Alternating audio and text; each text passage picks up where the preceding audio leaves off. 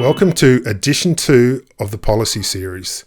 This time we'll be looking at the issue of child support payers who don't lodge their tax returns. To start with, let's look at some case examples. These are people who have written to a forum that I host.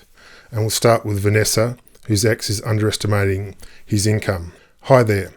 I'm the primary carer of my 4 children from a 15-year marriage. I have 100% care of 3 of the children. My youngest stays with his father once a week. The children's father was earning between $110,000 and $120,000 a year as a car salesman for the last 8 years of our marriage and remains in the same position working for the same company. After a month of paying child support to reflect his earnings of $120,000, he updated his income to $55,000. He has not lodged a tax return in 4 years and continues to only declare $55,000. I don't understand how the child support agency can continue to accept this. It amazes me that there is nothing in place to make it compulsory for child support parents to lodge a tax return. If anyone has any guidance for me, I would love to hear from you.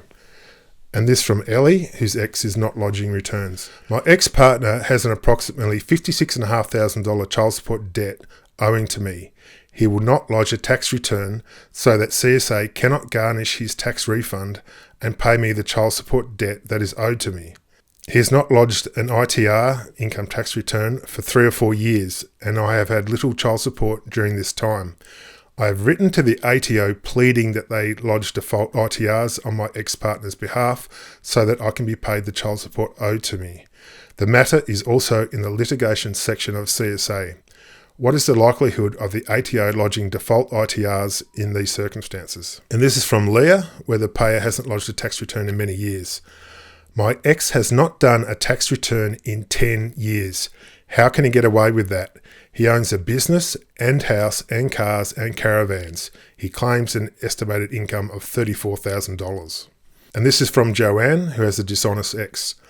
How can the CSA make assessments and calculations based on income figures provided by a parent nominally? My ex-husband has not lodged his tax return for approximately 6 years, despite working during this time. He received a Centrelink payment whilst beginning university, but did not truthfully claim any paid employment. I could not provide this information and was told to wait until he lodges his tax.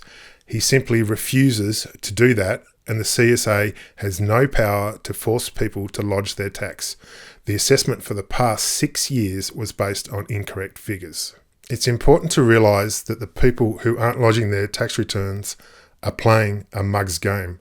Ultimately, they won't get away with it. The ATO can be very slow in chasing up individuals who aren't lodging tax returns, but eventually they'll do something. They can apply penalties and they can also lodge on your behalf. Child support are also very patient. Child support debts don't go away. And child support are also more than happy to go back many years and recalculate a liability for a certain year and bring that forward as debt. So the people who aren't lodging their tax returns are really just delaying the payments till a future date. But while they're doing that, they are causing problems. What it means is their children could be facing financial difficulties. The other parent who's trying to look after the children is being stressed and also facing financial difficulties. As well, the person who's not lodging their tax returns could be building up a large debt that they'll find they're unable to pay in the future. So all round, it's a fairly stupid thing to do. But nevertheless, people do it. You have to wonder why child support is so toothless in this area. Why don't they take stronger action? And I think the reason is that if they were to apply penalties for parents for not lodging tax returns, that would have to apply to receivers of child support as well as payers. So if you were doing that, you'd have mothers being caught up in the system who might have young children, and a decent percentage of those mothers may not even be required to lodge a tax return anyway. So I think that's why there's no policy in this space right now.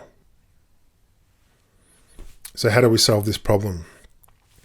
Well, really, it's quite straightforward.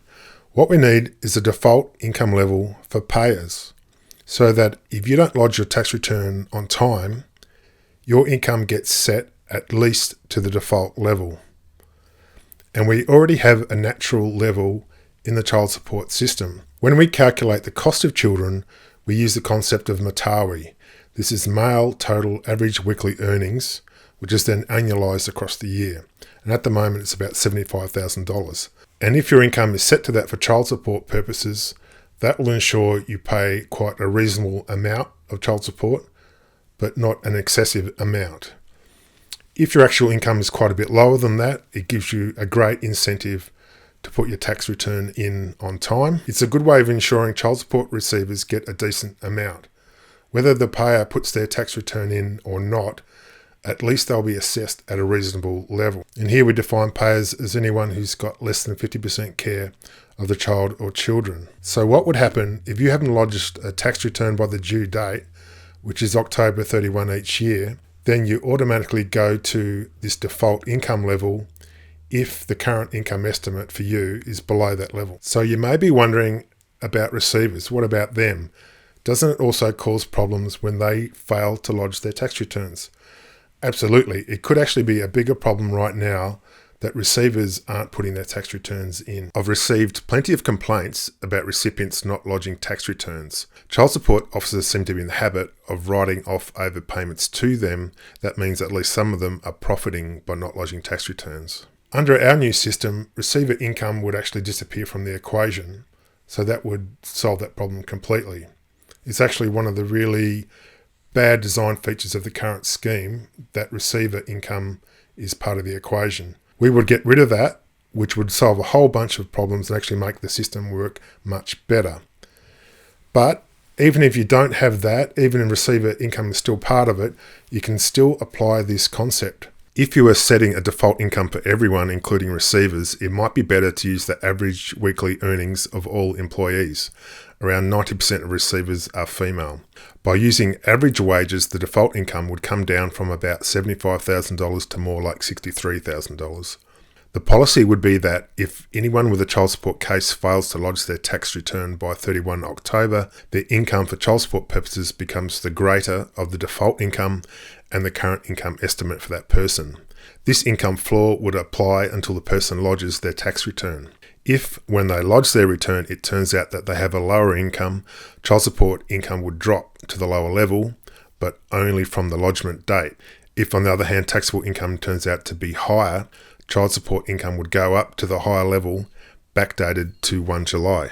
The policy would give every parent with a low taxable income a financial incentive to lodge their tax return by 31 October. Lodging late would mean that they are treated as an average income earner for a time. No parent would be able to get away with having a false, very low income estimate and not lodging their tax return. On an interim basis, they would be treated as an average income earner at least. Eventually, when they lodge, they would have to make up for any underpayments. To sum up the policy, a default income level should be brought in for payers who fail to lodge their tax return on time. Doing this would cost nothing as it's an automatic calculation. It would make the child support system run smoother and reduce financial difficulties for families. Now that has to be a good policy result.